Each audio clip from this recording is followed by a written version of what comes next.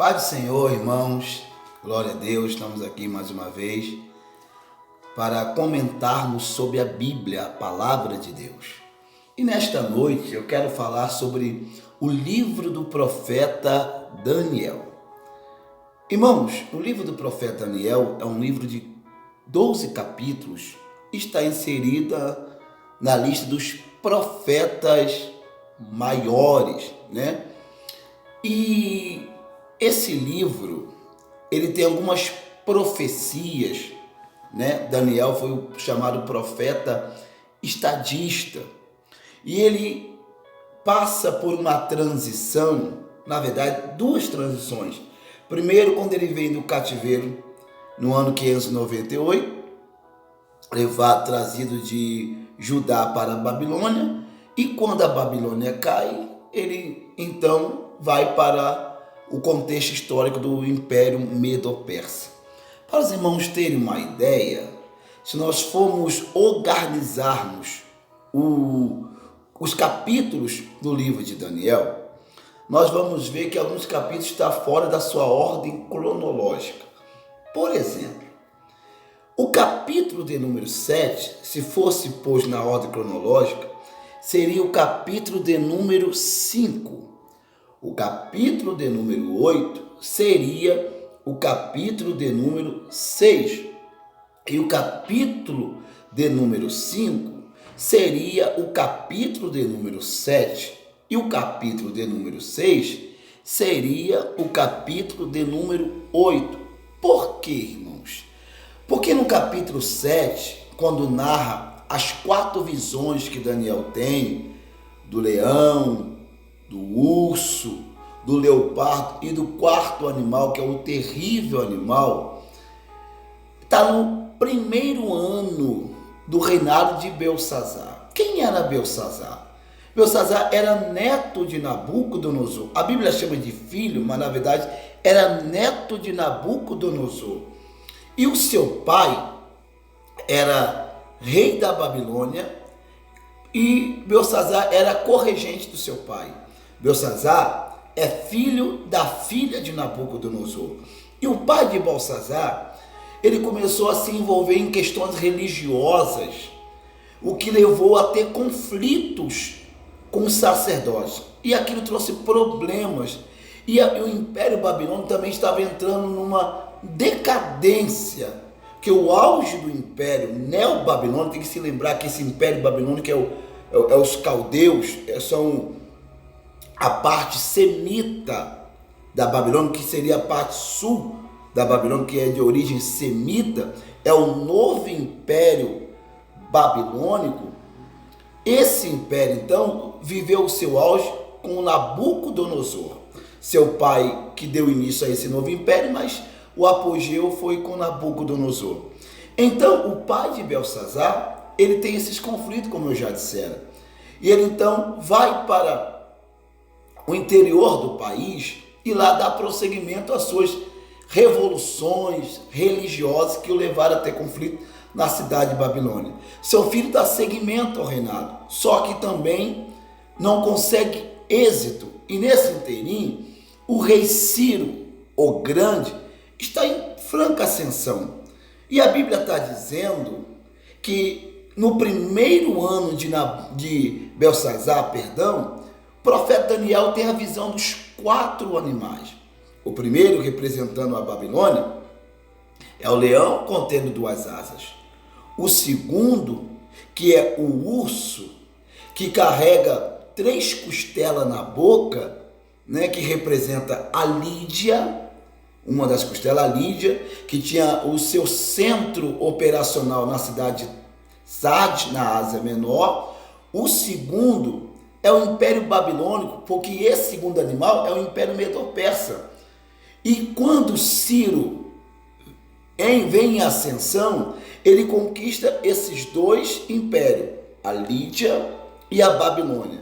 Ciro, então, entra em conflito com o Egito, que seria posteriormente a representatividade dessa terceira costela.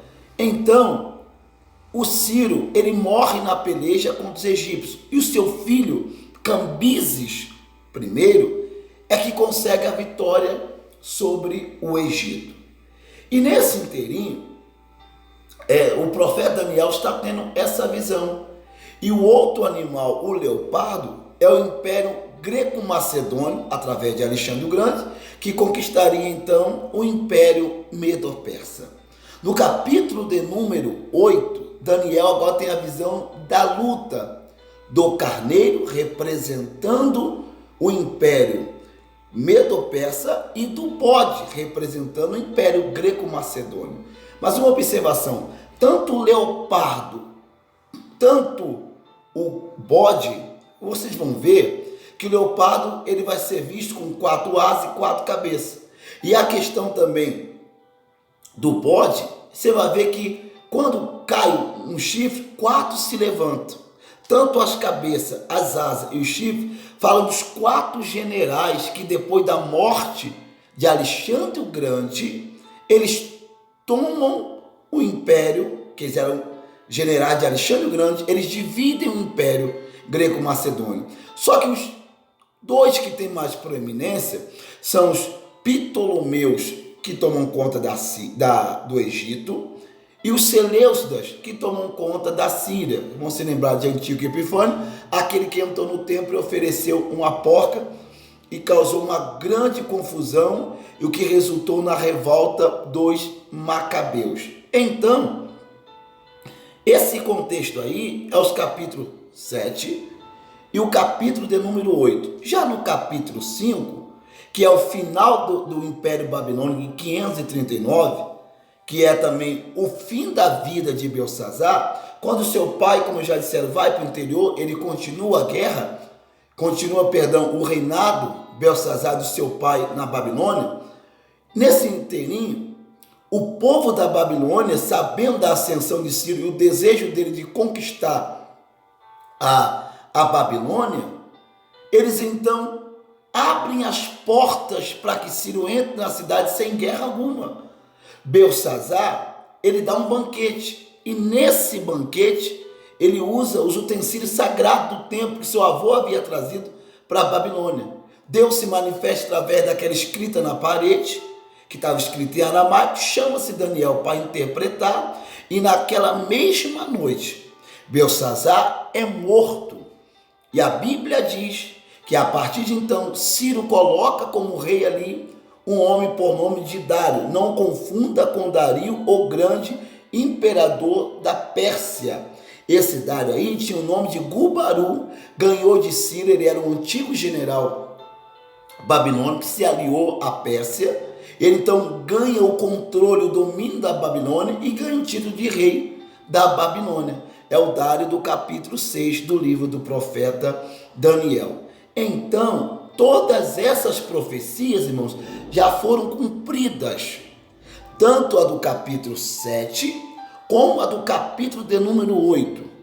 Daniel, ele é um livro apocalíptico, né? Jesus mencionou a questão da abominação do templo, fazendo referência ao que o antigo Epifânio fizera lá no templo, sacrificando uma porca, como símbolo do que haveria no futuro também com o templo de Jerusalém, tanto em 70 depois dele, e como também no final da grande tribulação. Assim como Paulo usou o exemplo em 2 Tessalonicenses, que o filho da perdição sentaria na cadeira de Deus, querendo ser adorado como Deus, ele fazendo o povo lembrar do intento que o imperador Calígula teve de colocar a sua imagem dentro do templo de Jerusalém, o que não foi possível porque ele morreu antes desse projeto acontecer.